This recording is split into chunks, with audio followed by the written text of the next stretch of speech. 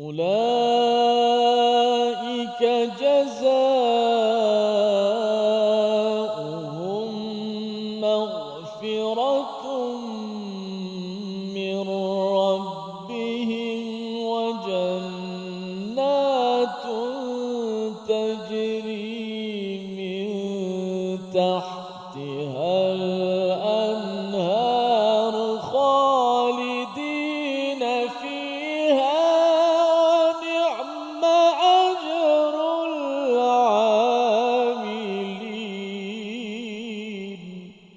صدق الله. واجعله لنا هجتين يا رب العالمين.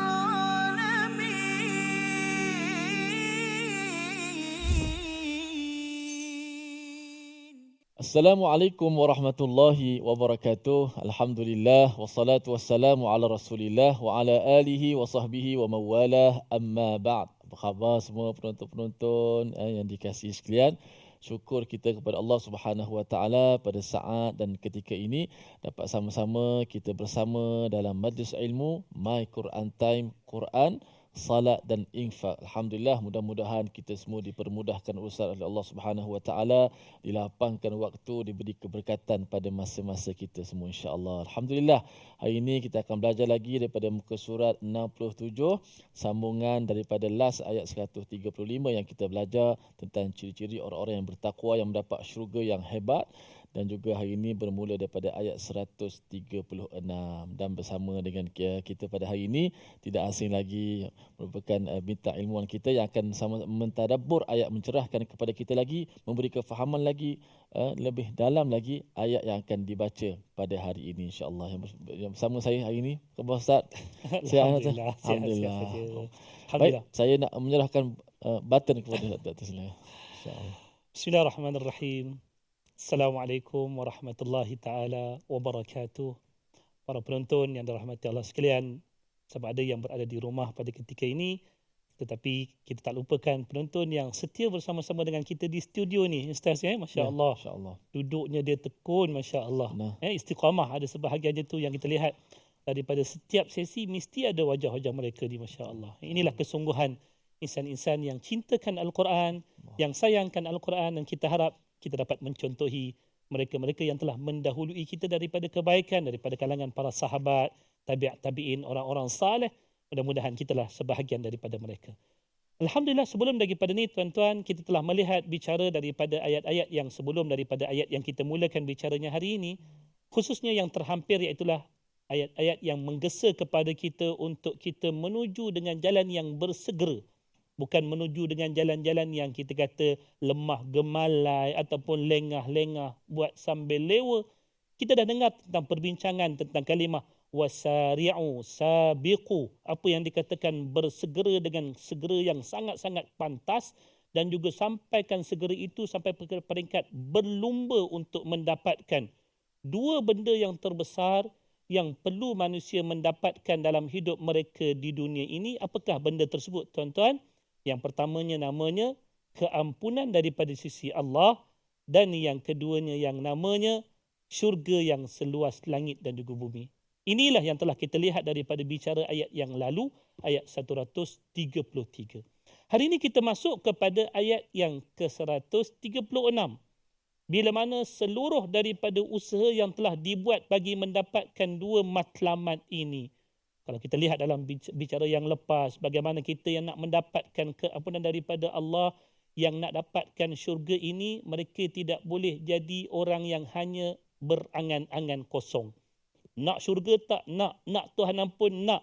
Tapi kenapa bila mana Tuhan suruh buat perkara-perkara yang sedemikian yang telah dinyatakan dalam ayat yang ke-134, berinfak dalam keadaan senang ataupun susah, kemudian mereka itu orang yang menahan marahnya, dan kemudian orang itu segera bertaubat bila mana mereka melakukan kesilapan. Ini antara keperluan bagi kita nak mendapatkan syurga Allah yang mendahuluinya, itulah keampunan daripada sisi Allah yang mesti kita buat.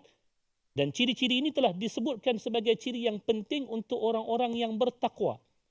Kalau kita betul-betul buat benda ini, agak-agak apa yang kita akan dapat? Maka seawal daripada kita selesai bicara tentang sifat-sifat yang telah mendahului bicara daripada ayat 136 ini, kita dapat lihat Allah tak pernah memungkiri janjinya. Mereka yang berusaha melakukan suruhan ataupun perintah daripada Allah dan meninggalkan larangannya, seawalnya Allah telah menyatakan bagi mereka itu balasan, dan balasan itu kata Allah ianya berupa apa yang kita harapkan daripada kehidupan kita. Yang pertamanya iaitulah keampunan daripada sisi Allah. Inilah merupakan kurnia Allah yang paling utama, iaitulah Allah ampunkan kita. Walaupun kalau kita berbicara sesama kita ini, kalau kita tanyakan kepada sesama kita apa yang kita nak, pasti yang mendahului segala-galanya orang kata kita nakkan balasan syurga itu. Itulah yang terlebih diidam-idamkan oleh setiap daripada kita. Tapi tuan-tuan dan juga puan-puan, pernah tak kita tertanya-tanya kenapa daripada sekalian kurniaan Allah, khususnya untuk negeri akhirat ini, Allah Subhanahu wa taala mendahulukan kurniaan yang namanya keampunan. Kita boleh bayang tak dalam hidup kita, dalam musim perayaan contohnya, musim Hari Raya Aidilfitri, musim Hari Raya Aidil Adha, kita berkunjung ke rumah kenalan kita yang menawarkan kepada kita makanan ataupun minuman, hadiah dan sebagainya. Tetapi di sebalik pandangan dirinya kepada kita, seolah-olah terselit satu kesalahan yang dia tidak memaafkan kita. Agak-agak sewaktu kita nak menjamah makanan dan minuman tersebut, tergamakkah kita makan makanan tersebut? Maka pada ketika itulah kita harapkan pasti yang lebih utama daripada juadah yang dijamukan, minuman yang dihidangkan, kita harapkan dia memberikan kemaafan kepada kita bagi kesalahan tersebut. So di sinilah Allah Subhanahu wa taala mendahulukan kurniaan keampunan yang datang daripada sisi Allah. Kenapa disebutkan keampunan daripada sisi Allah? Sebabkan kalaulah keampunan itu tidak datang daripada sisi Allah, ia sekadar keampunan yang biasa-biasa, pasti kita tidak akan beroleh keampunan tersebut. Kita tahu betapa banyaknya kesalahan kita terhadap Allah Subhanahu wa taala yang kalau kita perhitungkan kesalahan tersebut dengan manusia, pasti tidak ada manusia yang sanggup untuk memaafkan kita dengan kesalahan yang sebegitu banyak. Tetapi Allah dengan kepemurahannya, dengan kasih sayangnya yang bersedia mengampunkan hamba-hambanya, betapa banyak sekalipun seseorang hamba itu melakukan kesilapan, asal ada gerak untuk mendapatkan keampunan tersebut, Allah pasti menawarkan keampunan dan juga rahmatnya yang tidak bertepi. Maka Allah menyebutkan maghfiratum min rabbihim, keampunan itu datang daripada sisi Allah, pasti ia sesuatu yang luar biasa. Maka barang siapa yang memperolehi keampunan daripada sisi Allah, ia bukan sekadar keampunan yang biasa, keampunan itulah yang memberikan jaminan dirinya akan terselamat daripada azab api neraka. Dan bila mana azab api neraka itu dia selamat daripadanya, sesiapa yang selamat daripada azab api neraka ni, Ustaz Tirmizi, kita akan dapat yang namanya ke syurga Allah Subhanahu wa taala. Tuan-tuan, kita telah mendahulukan bicara kita untuk membuka semangat kita untuk melihat ayat-ayat Allah yang berikutnya. Tapi kita terlupa akan sesuatu yang namanya ada bicara sebelum daripada kita pergi lebih jauh. Kita nak melihat terlebih dahulu apakah sinopsis yang perlu kita timba daripada 3 ayat yang kita bicarakan pada hari ini. Iaitulah yang pertamanya yang kita nak lihat. Sinopsis yang pertama, apakah balasan pahala bagi orang-orang yang bertakwa yang telah kita dahulukan sebahagian awalannya tadi. Dan yang keduanya kita nak lihat berkenaan tentang apakah panduan yang kita boleh ambil daripada sunnatullah, terutamanya yang berkaitan tentang kehidupan kita di dunia agar ianya dapat dijadikan sebagai panduan. Dan yang ketiganya, bagaimana kita nak melihat terhadap Al-Quran tersebut. Apa sebenarnya Al-Quran bagi diri kita? Tak lain tak bukan, Al-Quran ini adalah merupakan petunjuk bagi seluruh manusia. Inilah yang kita akan lihat dalam bicara kita pada hari ini. Dan untuk kita nak melanjutkan lagi bicara kita untuk bahagian yang berbaki ini, insya-Allah Ustaz Tirmizi teringin sangat dengar lagi suara Ustaz Tirmizi untuk ayat yang kita telah mulakan tadi, ayat 136 tadi. Silakan Ustaz Tirmizi. A'udzubillahi minasyaitonirrajim. Ulaika jazaohum maghfiratun min rabbihim wa jannat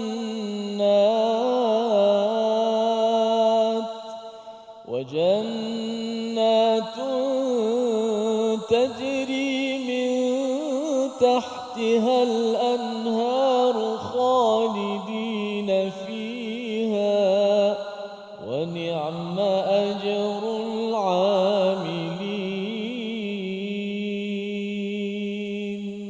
صدق الله. Azim. Macam Allah nyatakan dalam ayat 136, balasan bagi mereka ialah keampunan daripada Tuhan mereka dan syurga yang mengalir di bawahnya sungai-sungai, mereka kekal di dalamnya, itulah sebaik-baik pahala bagi orang yang beramal. Tuan-tuan, selepas kita selamat daripada api neraka dengan keampunan daripada Allah, Allah tawarkan tawaran yang kedua yang kita turut sama idam-idamkan akannya selepas kita mengidamkan keampunan daripada sisi Allah.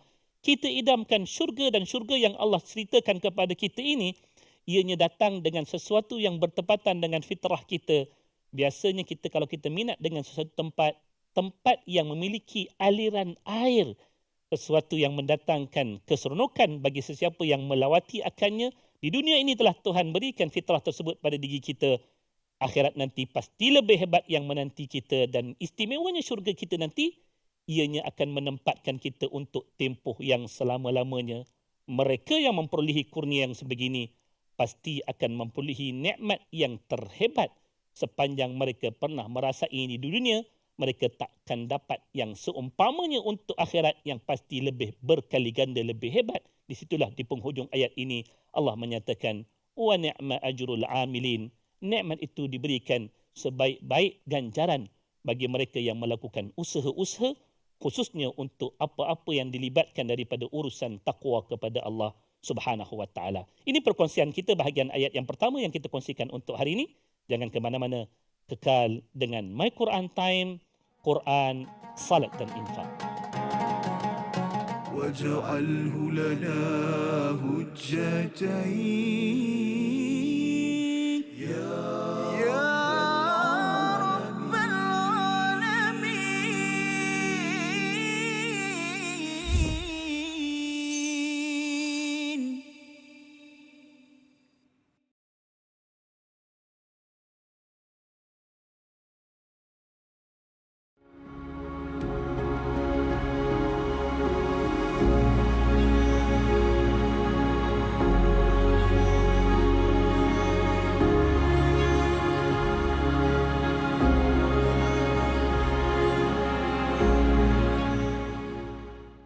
Al-Quran. Pelajari dan dalami kesempurnaan bacaan mengikut hukumnya. Fahami dan hayati maksudnya. Amalkan dan jadikannya sebagai panduan kehidupan. Bukan hanya kita belajar tadabbur, bahkan kita akan belajar tajwid secara mendalam dan ada segmen hafazan. Saksikan episod baharu My Quran Time 2.0 setiap hari 12.30 hari di TV9 juga di saluran Astro 149. جاهنا وارزقنا تلاوته.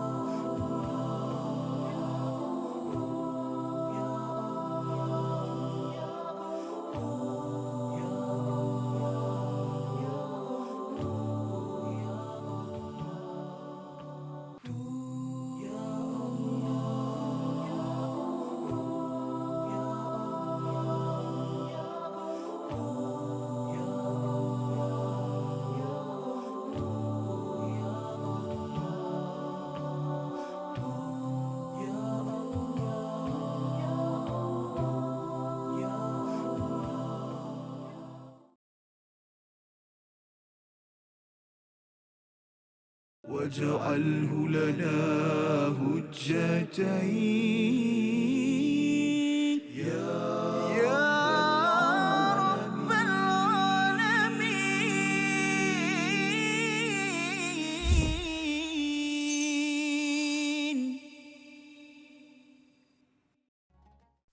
قد خلت من قبل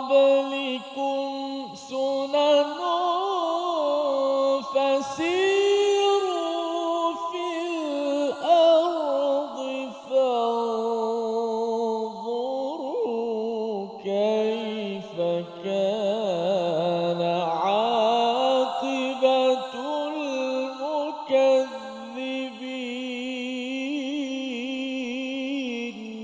صدق الله. Sadaqallahul Azim.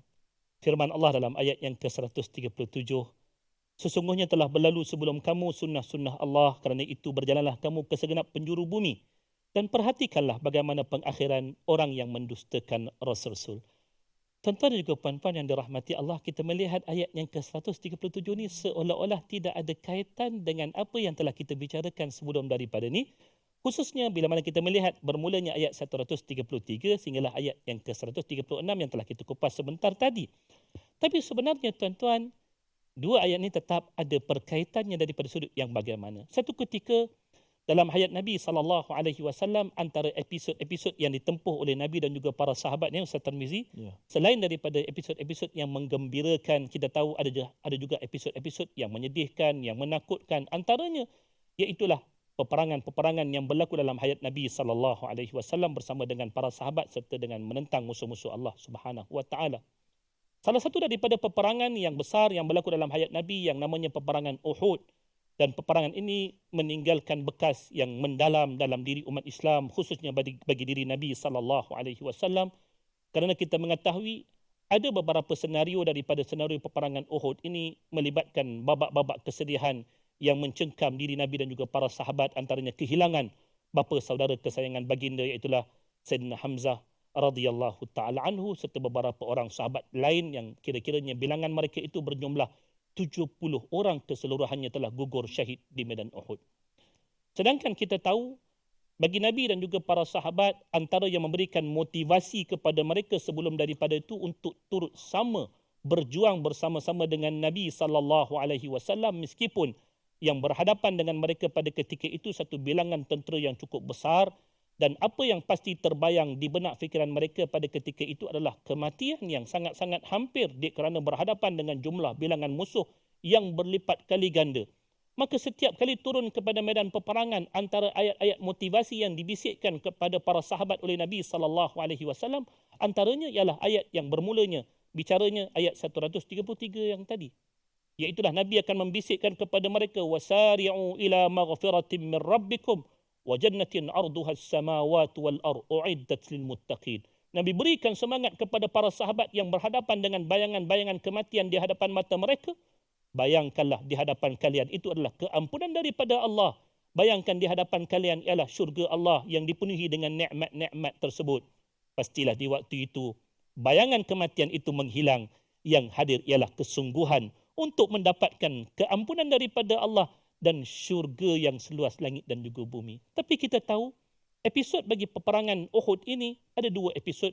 Episod yang pertama umat Islam mencapai kemenangannya, manakala pusingan yang kedua yang kita dengar daripada sirah peperangan Uhud, baginda Nabi SAW dan juga para sahabat hampir-hampir tewas bagi pusingan kedua tersebut, yang mana ia bukan takat kita kata sekadar hampir dengan kekalahan, tetapi ia mengakibatkan beberapa perkara, antaranya terbunuhnya bilangan para sahabat yang saya nyatakan tadi, 70 orang sahabat, dan ianya mendatangkan kesedihan kepada para sahabat Nabi sebahagiannya, yang mana sangkaan bagi umat Islam pada ketika itu, perjuangan mereka dengan Nabi SAW pasti akan menerbitkan kisah-kisah gembira sahaja, seperti mana yang telah mereka tempuhi daripada episod peperangan Badar yang akhirnya memberikan kemenangan kepada umat Islam, sekalipun berhadapan dengan jumlah tentera yang berlipat kali ganda juga, 313 menentang 1000 orang, tetapi Allah tetap memberikan kemenangan kepada Nabi dalam peperangan Badar. Dan itulah yang mereka harapkan daripada peperangan Uhud, tetapi berlaku sebaliknya, berlaku sedikit ketewasan kepada pihak Nabi SAW sehingga mengakibatkan kehilangan nyawa. Dan selesai saja daripada peperangan Uhud, moral para sahabat pada ketika itu agak jatuh. Yalah, dengan apa yang menimpa daripada ujian-ujian Allah yang sebegini, Allah Subhanahu Wa Taala mengubati jiwa mereka dengan mengkhabarkan bahawasanya kekalahan yang mereka hadapi sedikit daripada peperangan Uhud ini adalah sesuatu yang biasa berlaku kepada umat-umat yang sebelum daripada Nabi SAW. Ada kalanya mereka mencapai kemenangan dan ada kalanya mereka terpaksa berhadapan dengan tekanan-tekanan yang sebegitu. Contohnya kalau kita pernah mendengar peristiwa Ashabul Ukhdud, bagaimana golongan-golongan yang beriman yang dicampakkan ke dalam api. Mereka berhadapan dengan kematian juga. Tetapi adakah mereka yang gugur dalam keadaan yang sebegitu dikira sebagai kalah? Tidak. Mereka itulah orang yang telah membenarkan janji mereka dengan Allah, apapun keadaannya susah ataupun senang, mereka tetap bersama-sama dengan Nabi SAW. Lalu apa yang pernah berlaku kepada cerita-cerita umat yang terdahulu? Seperti mana kisah Ashabul Ukhdud, seperti mana mereka yang mengikuti dakwah Nabi Musa alaihissalam dan juga dakwah Nabi Harun satu ketika. Tak kala mana ahli sihir pada ketika itu tunduk sujud kepada Allah Subhanahu wa taala mengikuti dakwah Nabi Musa dan juga Nabi Harun, mereka juga diberikan ancaman yang serupa, mereka juga dibunuh dengan dicampakkan ke dalam api pada masa tersebut. Maka apa yang pernah berlaku daripada sejarah perjuangan umat yang dahulu untuk mengangkat kalimah Allah Subhanahu wa taala dengan serba kepayahan ini, inilah juga yang mungkin berlaku dalam hayat Nabi SAW dan juga para sahabat. Ada ketikanya mereka juga diberikan dengan kekalahan yang tertentu, dan setiap daripada ujian Allah Subhanahu wa taala, ia tidak boleh dilihat daripada kacamata seorang makhluk, tapi ia perlu dilihat daripada kacamata ketuhanan. Apapun yang datang tetap memberikan kebaikan. Contohnya kita lihat sunnatullah yang Allah berikan kepada para sahabat daripada kekalahan yang sedikit ini tiada faedah dia. Supaya apa? Tidak timbul rasa tinggi diri bahawasanya kemenangan itu mungkin datang daripada upaya mereka menentang musuh-musuh Allah dan juga kekuatan mereka. Semata-mata sebaliknya kekalahan itu perlu dilihat kalaulah mereka tidak bergantung harap kepada Allah, dengan semudah itu mereka ditewaskan. Tetapi bila mana mereka berpegang teguh dengan tali Allah, mereka taat kepada arahan-arahan Nabi. Peperangan Uhud kita tahu antara punca kepada kekalahan pada pusingan yang kedua adalah kerana mereka mengingkari arahan daripada Nabi, jangan turun daripada bukit pemanah tersebut. Tetapi ada di kalangan para sahabat yang terlupa pesan tersebut kerana igawan harta-harta yang menanti di bawah tersebut sangat-sangat menarik minat mereka untuk menyertai para sahabat yang mengutip harta-harta perang yang ditinggalkan oleh musuh sebagai salah satu daripada strategi untuk mereka menyerang hendap kemudiannya. Dan akhirnya mereka beroleh apa yang mereka beroleh daripada kekalahan yang sedikit tersebut. Maka dengan kekalahan tersebut, permulaannya Allah ubat hati mereka. Anggaplah kekalahan itu satu benda yang biasa dalam hidup ni. Bukan semua masa kita berjaya. Ada masa kita akan menempuhi kegagalan-kegagalan yang kecil. Tetapi setiap daripada kegagalan yang kita kembali merencana hidup kita untuk menyusun kembali setiap daripada usaha-usaha yang mungkin di situ ada kelemahan-kelemahan tertentunya, akhirnya kita akan dapat comeback balik. Kita akan dapat kembalikan balik diri kita dengan semangat yang betul, dengan semangat yang benar, bahawasanya hidup kita ini, selagi mana kita belum menempuhi kematian, sebelum kita sampai kepada hari akhirat, peluang untuk berusaha itu sentiasa ada. Maka dengan kita melihat contoh-contoh umat yang terdahulu, bagi para sahabat, umat yang terdahulu adalah umat-umat yang sebelum daripada umat Nabi Muhammad SAW. Bagi kita, orang yang hidup terkemudian daripada mereka, perang Uhud juga adalah merupakan sebahagian daripada pelajaran hidup yang besar untuk sama-sama kita pelajari. Antara yang terbesarnya iaitulah jangan sesekali kita memaksiati arahan Nabi SAW. Bayangkan dengan satu pengabaian terhadap arahan Nabi satu sahaja pun menyebabkan kekalahan itu sangat-sangat hampir. Apatah lagi kalau hidup kita ni setiap hari kita melanggari perintah Nabi, agak-agak berapa dekatkah kita dengan kegagalan bagi hidup ini. Ini yang kita dapat pelajari daripada ayat yang ke-137. Dalam masa yang sama kita nak juga tahu apakah kalimah yang kita dapat pelajari daripada ayat yang ke-137. Sama-sama kita lihat paparan yang kita kongsikan pada hari ini daripada kalimah tersebut, iaitulah kalimah khala. Qad khalat, iaitulah daripada asal kalimahnya khala, yang membawa maksud telah berlalu ataupun telah terjadinya sesuatu. Peristiwa yang kita maksudkan bagi ayat ini adalah peristiwa peperangan Uhud. Ayat ini turun selepas daripada berlakunya peperangan Uhud. Maka ia telah disebutkan oleh Allah kalimah ini dalam Al-Quran sebanyak 28 kali sebutannya. Dan antara surah yang mengandungi perkataan ini, kalau tuan-tuan nak merujuk adakah maknanya seperti mana yang telah kita nyatakan, tuan-tuan juga boleh merujuk pada surah Ar-Ra'du ayat yang ke-30, surah Al-Hijr ayat yang ke-13, begitulah juga pada surah Al-Ahqaf ayat yang ke-17. Inilah sebahagian daripada surah-surah yang 28 kali disebut tadi, ianya dapat kita perhatikan sebagai satu pelajaran bagi kalimah Al-Quran yang kita dapat gunakan sebagai satu kosakata menambahkan kefahaman kita terhadap bicara Al-Quran pada masa akan datang. Setiap kali diulang kalimah di dalam Al-Quran, kita sudah pun mengetahui apakah maksud di balik kalimah tersebut. Tuan-tuan juga puan-puan yang dirahmati Allah, 2 ayat telah kita lihat dan kita dapat lihat perkaitan di antara 2 ayat tersebut, ayat 136 dan ayat 137. Pelajaran untuk waktu ini, kedua-duanya saling berkaitan. Adanya ayat-ayat motivasi dalam Al-Quran yang kalau kita fahami dengan konteks yang benar, ianya akan memberikan kita motivasi yang hebat. Allah tak pernah membiarkan diri kita ini lost ataupun hilang puncanya. Bagi mereka yang mencari motivasi dalam hidup, tak perlu pergi jauh-jauh, nak healing sana, nak healing sini. Buka Al-Quran, pasti kita akan menemui healing yang paling hebat. Al-Quran, syifa, penawar, kesembuhan, motivation untuk orang-orang yang beriman, khususnya mencari petunjuk buat hidup. Jangan ke mana-mana. Teruskan mendapatkan motivasi-motivasi daripada Al-Quran dalam My Quran Time, Quran, Salat dan Infak. واجعله لنا هجتين يا رب العالمين.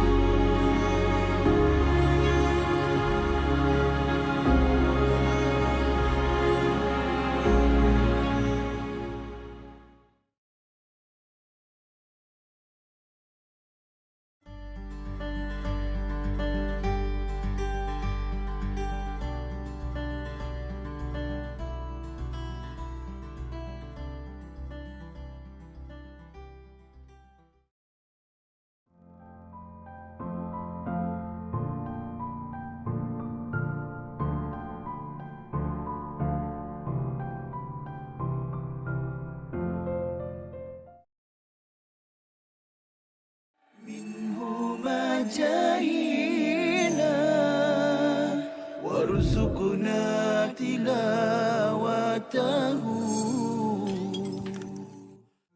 Ayat yang berkenaan dengan puasa, ayyaman ma'dudat. Okey, ini adalah hari-hari yang sedikit sahaja. Sekarang ni pun dah sampai 20 dah. Kita tak perasan dah sampai 20 dah, okey. Dengan itu yang tak boleh buat ialah kita tak boleh mengabaikan masa kita. Kita akan ditanya tentang masa kosong kita. Okay, dan Nabi SAW sebutkan ni'matan maghbunun fihima kathirun minan nas, 2 nikmat yang kebanyakan manusia terpedaya dengan nikmat ini. As-sihhatu wal faragh. Sihat maksudnya badan yang sihat. Al-faragh masa yang ada, yang kosong. Okay, so bila masuk malam tu tak tahu nak buat apa. Itu masalah tu sebenarnya. Okay, isikan masa yang kosong itu dengan apa yang kita sebutkan tadi. Apa saja bentuk amalan ibadat, sama ada yang khusus ataupun yang umum, membantu orang Islam, membantu binatang ke apa semua yang memerlukan bantuan, kita bantu. Dengan itu kita dah mengisi masa kita. Okay. So jangan, yang tak boleh buat adalah jangan kita buang masa.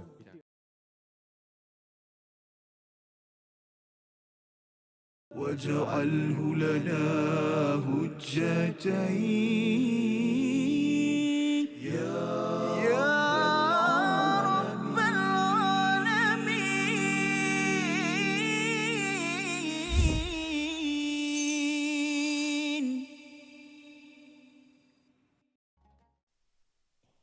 صلى الله على محمد صلى الله عليه وسلم صلى الله على محمد صلى الله عليه وسلم صلى الله على محمد صلى الله عليه وسلم صلى الله على محمد صلى الله عليه وسلم صلى الله على محمد صلى الله عليه وسلم صلى الله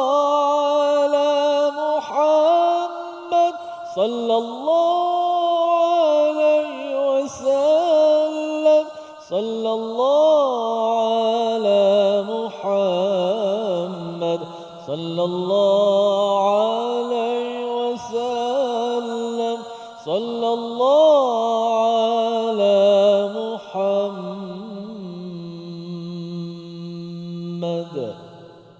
sallallahu alaihi wasallam. Alhamdulillah, terima kasih kepada semua sahabat-sahabat terus setia dalam My Quran Time, Quran, Salat dan Infak. Alhamdulillah, kita dah dengar kupasan, tadabbur, pencerahan daripada Fadil Ustaz Syamsul sebentar tadi. Sama-sama kita pegang, sama-sama kita ambil pengajaran dalam kehidupan kita semua. InsyaAllah, kita bagi Ustaz rehat sekejap. Kita tengok ulang kaji sedikit tajwid pada ayat 136. Kita lihat paparan kita. Memperkemaskan sebutan kalimah maghfiratum min rabbihim wa jannat. Pada ayat 136, ulaika jazaohum maghfiratum min rabbihim wa jannat. Yang pertama sekali, kalau dari sudut wakafnya boleh juga wakaf pada wa jannat itu wakaf pada wa jannah macam semalam lah. Wasari'u ila maghfiratim min rabbikum wa jannah. Kemudian ibtidak, kita mula semula pada wa jannah. Di sini juga ulaika jazaohum maghfiratum min rabbihim wa jannat. Kemudian ambil baliklah wa jannat. Bagi yang nafas tak cukup, kat situlah paling pendek kita nak berhenti. Ustaz, tapi kalau yang nafas panjang boleh silakanlah nak ambil, nak sempurnakan satu ayat. Cuma ada juga orang dia berhenti pada wa jannatun tajri. Kadang-kadang nafas panjang belum tentu dia punya ketepatan tu. Kalau kita berhenti jannat tu dah memadai dah. Bagi mereka itu balasannya keampunan daripada Tuhan mereka dan juga syurga. Kalau kita berhenti pada jannatun tajri, jadi maknanya dan syurga yang mengalir. Begitulah. Jadi kita ingat syurga yang mengalir rupanya. Padahal yang mengalir ni nak cerita ayat selepas tu kan. Sungai di bawahnya. Jadi berpada pada wa jannat cukup. Kemudian kita ulang balik ambil pada wa jannatun tajri min tahtiha al-anhar. Okey. Kemudian dari sudut sebutannya ialah kalimah maghfirah. Kalimah maghfirah yang banyak kita jumpa dalam Quran. Semalam pun wasari'u ila maghfirah. Okey, huruf ghin yang mati sebelumnya berbaris di atas. Kita tahu huruf ghin itu huruf yang isti'la, huruf yang tebal, yang bila kita sebut itu suara kita menghala ke atas. Bukan dan jangan terpengaruh dengan ghin itu sehingga mim pun jadi tebal juga. Ulaika jazaohum ma jadi ma pula. Ma kita nipiskan ma, ghin sahaja yang ditebalkan. Ulaika jazaohum maghfiratum min rabbihim. Maghfirah, biar begitu. Jangan kita terpengaruh dengan ghin tu sehingga mim jadi mo, jadi tebalkan mo. Ma tu dinipiskan. Dan jangan kerana mim tu nipis, ghin pula nipis juga. Ulaika jazaohum maghfirah. Mim dah betul, ghin pula tak betul. Ramai juga yang baca ghairil maghdu. Dia tarik ghin sekali dengan mim juga. Dia heret sekali. Sepatutnya ghairil maghdubi. Jangan okey, maknanya berikan hak. Sebab tu kita belajar makhraj dan sifat kan. Kita berikan hak setiap huruf. Ulaika jazaohum maghfiratum min rabbihim wa jannat. 1, 2 mula. Ulaika jazaohum maghfiratum min rabbihim wa jannat. Ulaika jazaohum maghfiratum min rabbihim wa jannat.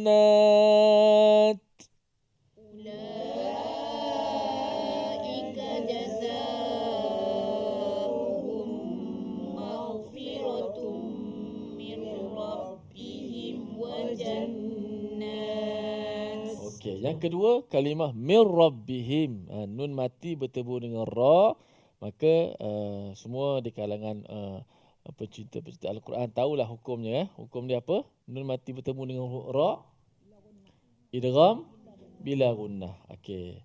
Pelaksanaannya ialah nun tu dimasukkan ke dalam ra. Tanpa ada sedikit pun nun itu. Ada sebahagian menyebut min rabbihim. Mil ada lagi huruf nun itu. Sedangkan mim, selepas kita menyebut mim yang berbaris di bawah, terus kita berpindah pada huruf ra yang mati ataupun bersabdu. Mir rabbihim. Dan jangan campurkan suara pada kalimah mir rabbihim ni.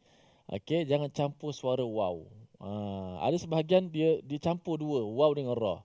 Sebab dia menggunakan banyak bibirnya dan memberi kesan pada suara. Mil itu bunyi waw. Mil rab itu bunyi waw, tidak bunyi ra secara aslinya. Ada ra tapi dicampur dengan waw. Sedangkan suaranya ra tu hanya di hujung lidah.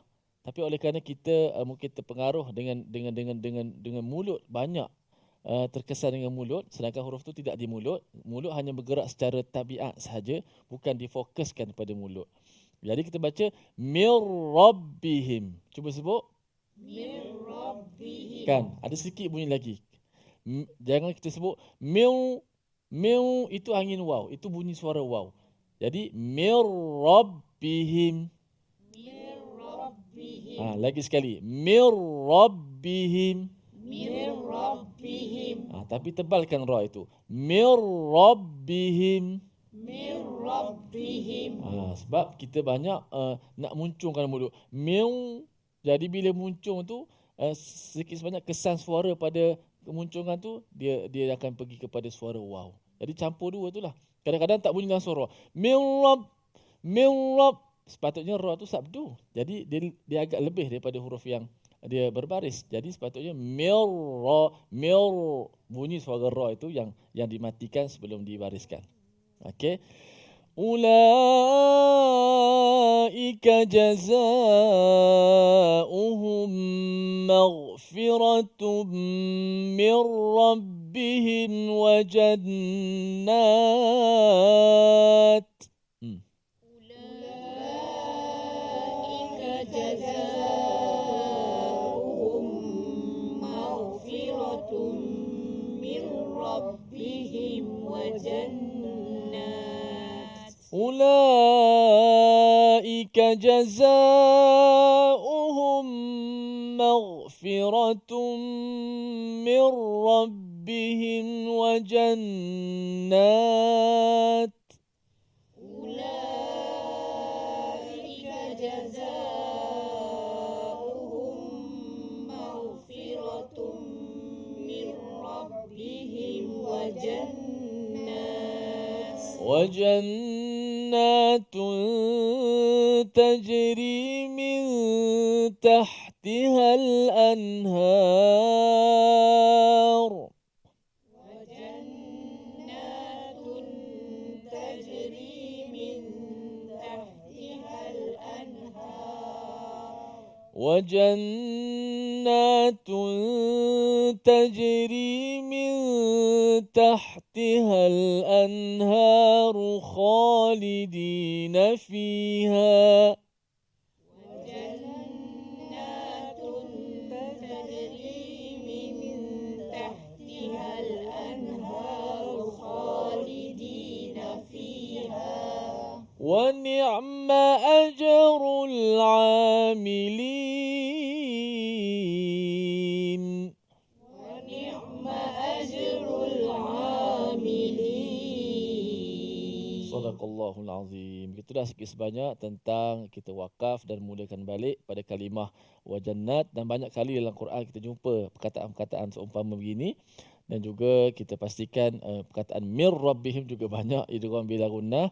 Jangan kesankan terkesan suara pada mulut sehingga menyebabkan ra tu bercampur dengan huruf lain seperti waw, mir rabbihim gitu. Baik, kita nak berehat seketika. Jangan ke mana-mana, kembali selepas ini dalam My Quran Time. واجعله لنا حجتين يا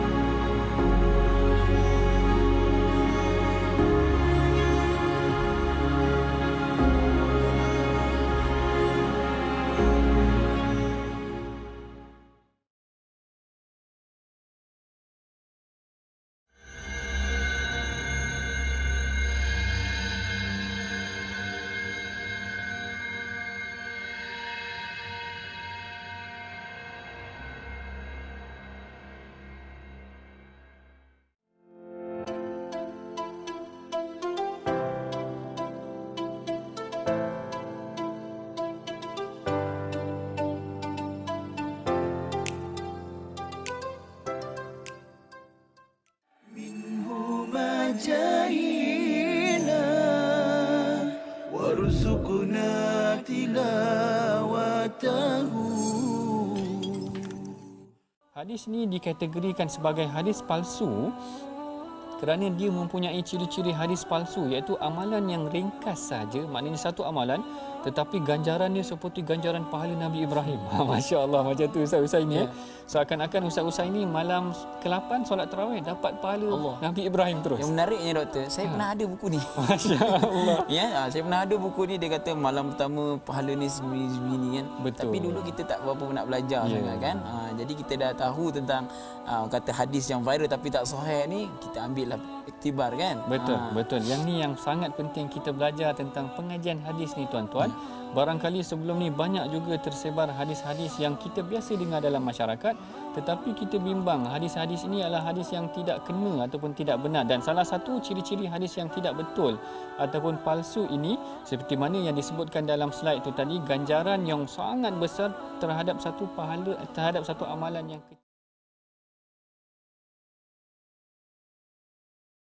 واجعله لنا هجتين يا رب العالمين.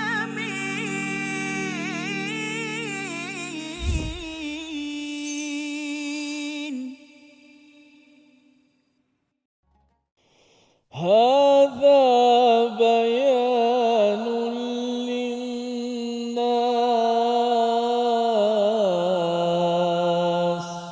هذا بيان للناس وهدى وموعظة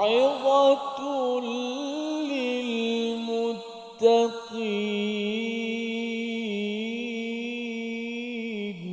صدق الله. Inilah Al-Quran, satu keterangan yang jelas untuk semua manusia dan menjadi petunjuk serta pengajaran bagi orang-orang yang bertakwa. Alhamdulillah, kita kembali untuk meneruskan perbincangan kita bagi ayat yang terakhir untuk bicara kita pada hari ini. Sebentar tadi kita dapat melihat apa yang telah ditekankan oleh Al-Fadhil Ustaz Tarmizi sebentar berkenaan tentang hukum hakam tajwid ni Ustaz. Dalam kita semangat nak pelajari kefahaman dan sebagainya, jangan sampai kita terlepas antara yang utama bagi pembelajaran Al-Quran adalah pembacaan bertajwidnya. Kemudian daripada situlah insya-Allah kita akan dapat kekuatan untuk menimba kefahaman hasil daripada bacaan yang kita dahulukan sebagai pembuka keberkatan kita. Alhamdulillah, hari ini kita dapat lihat dua bicara yang lalu yang telah pun kita ceritakan berkenaan tentang ayat-ayat pelajaran hari ini, dan hari ini sekarang ini kita berpindah kepada ayat yang ketiga, iaitulah bicara daripada ayat yang ke-138. Kalau kita lihat sedikit kepada ayat yang ke-137 yang telah kita bicarakan sebentar tadi, bagaimana Allah Subhanahu Wa Taala menyatakan tentang apa yang dihadapi daripada kekalahan untuk sebahagian daripada peperangan Uhud. Di kalangan para sahabat ada yang telah pun jatuh moral mereka ataupun semangat mereka akibat daripada sedikit ujian Allah Subhanahu Wa Taala tersebut, dan bila mana ayat 137 didatangkan kepada mereka, moral mereka itu kembali bersemangat untuk meneruskan perjuangan mereka dengan Nabi sallallahu alaihi wasallam, dan mereka dapat melihat jelas betapa hidup ini sentiasa akan ada pusingannya. Ada sesekali kita mendapat kejayaan dan sesekali kita diuji oleh Allah dengan kegagalan yang sedikit, tetapi bagi orang yang bertakwa tetap saja matlamat kita adalah keampunan daripada sisi Allah, syurga yang seluas langit dan juga bumi yang dipenuhi dengan nikmat-nikmat di dalamnya. Itulah matlamat bagi hidup manusia. Bukan menang ataupun kalah, itu bukan matlamat kita. Menang ataupun kalah itu kurniaan daripada Allah. Kita mungkin beroleh kemenangan yang baik untuk kita, dan kita juga mungkin beroleh kekalahan yang juga insya-Allah baik untuk kita. Antaranya apa yang kita dapat lihat daripada pelajaran peperangan Uhud yang sangat besar yang telah kita kongsikan sebelum daripada ini. Maka daripada keterangan Al-Quran inilah yang Allah nyatakan dalam ayat yang ke-138 ini. Apa yang kita pelajari daripada ayat-ayat yang terhampir inilah ianya menjadi keterangan untuk kita, bayanul linnas. Bagaimana kalaulah tak turunnya ayat-ayat begini, mungkin orang yang sedang berhadapan dengan kegagalan dalam hidup mereka akan terus dirundung dengan perasaan sedih. Kerana apa? Sebab dia merasakan seolah-olah kegagalan itulah penamat bagi hidup dirinya. Sedangkan dalam hidup manusia ini, dengan kegagalan itulah kadang-kala membuka satu pelajaran yang baru bagi hidup dia, bahawasanya ada ruangan-ruangan yang boleh ditambah baik.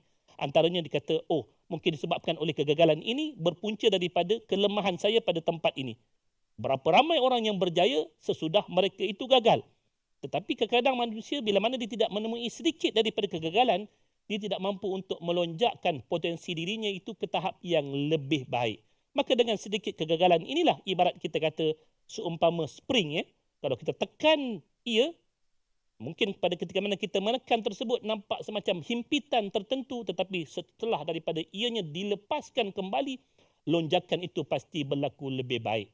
Maka inilah keterangan yang Allah berikan, dan kegagalan seperti mana yang telah dinyatakan oleh Allah dalam ayat 137, ianya bukan takat dihadapi oleh para sahabat Nabi, bukan takat dihadapi oleh orang-orang bertakwa, bahkan orang sebelum daripada kita juga mungkin pernah menempuhi beberapa episod kegagalan yang kecil dalam hidup mereka, tetapi selama mana mereka kekal untuk hidup sebagai hidup orang yang bertakwa, yang sentiasa berhajatkan keampunan dan juga syurga daripada sisi Allah, mereka takkan pernah gagal selama-lamanya.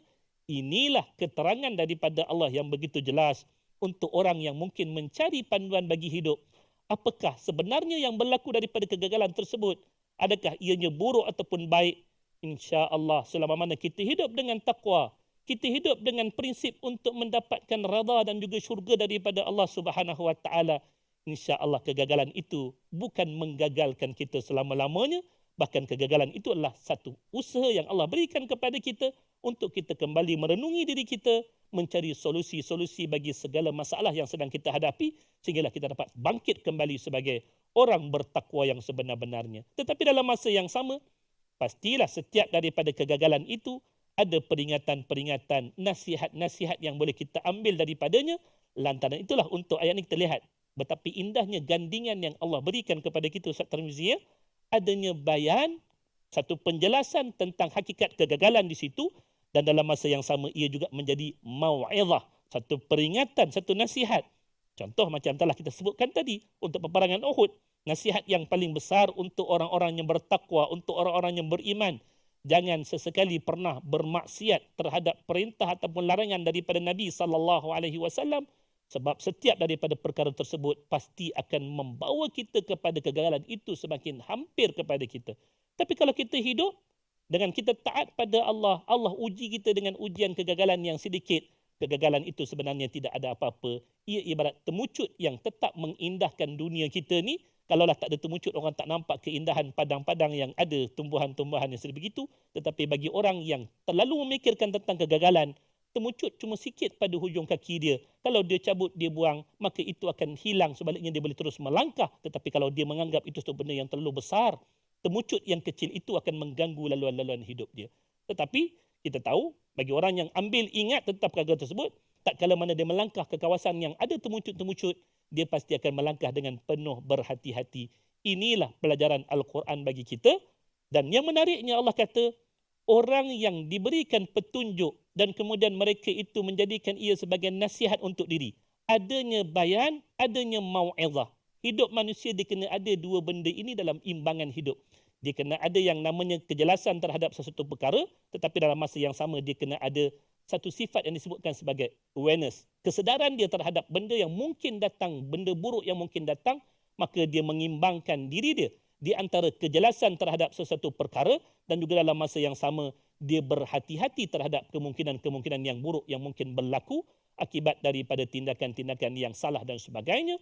Maka daripada gabungan dua perkara inilah yang menjadikan hidupnya itu sentiasa memperolehi panduan yang sempurna seperti mana yang telah diberikan panduannya oleh Al-Quran.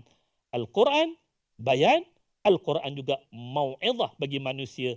Bila mana ia dihubung jalinkan, insya-Allah manusia pasti mendapat pelajaran yang sempurna, dan mereka yang mendapat pelajaran yang sempurna ini insya-Allah akan berjaya membentuk dirinya menjadi orang-orang yang benar-benar bertakwa biiznillah taala. Inilah pelajaran kita hari ini tuan-tuan. Kira-kiranya 3 ayat ni mudah-mudahan berpada untuk kita mendapatkan pelajaran untuk hari ini insya-Allah. Tetapi hari ini yang pentingnya kita nak lihat agak-agak apa resolusi yang boleh kita timba daripada 3 ayat perbincangan hari ini insya-Allah. Yang pertamanya tuan-tuan, kita dapat lihat daripada balasan Allah untuk orang-orang yang memperbanyakkan istighfar, orang yang memperbanyakkan istighfar, taubat dan juga kunci kepada ketenangan hati inilah yang mereka akan perolehi bila mana mereka melazimi istighfar dan juga taubat tersebut. Yang keduanya, kita lihat pelajaran daripada ayat yang ke-137, perintah daripada Allah supaya kita berjalan dan mengambil pelajaran yang ada di sekeliling kita untuk tujuannya kita memahami erti kehidupan yang sebenar. Dan yang ketiganya, daripada Al-Quran yang memberikan kita hidangan pelajaran dan juga peringatan, maka ambillah mesej-mesej daripada Al-Quran sebagai panduan kehidupan kita semua. Inilah yang kita dapat daripada resolusi kita hari ini, insya-Allah Ustaz.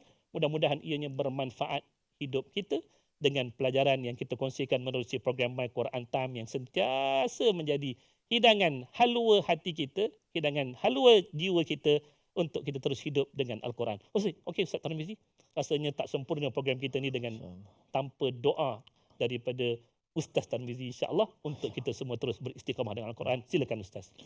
Bismillahirrahmanirrahim. Alhamdulillahirabbil alamin wassalatu wassalamu ala asyrafil mursalin. Allahumma akrimna bil Quran, Allahumma adibna bil Quran wa khalliqna bil Quran ya dzal fadli wal ihsan. Ya Allah, kami muliakanlah kami dengan Al-Quran, rahmatilah kami dengan Al-Quran, adabkanlah kami dengan Al-Quran, akhlakkanlah kami dengan Al-Quran, sembuhkanlah kami dengan Al-Quran ya Allah.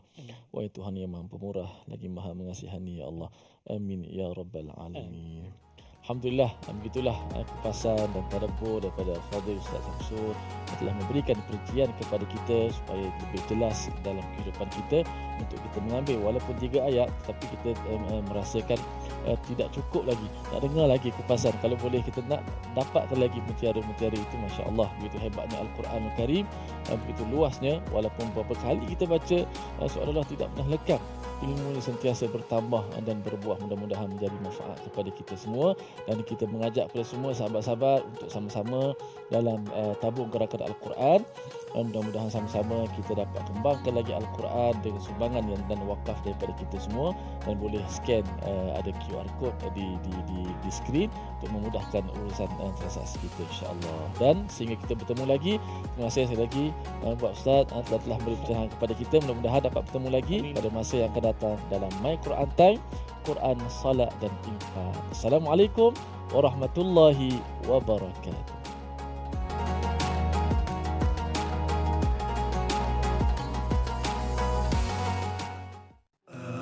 آناء الليل وأطراف النهار واجعله لنا هجتين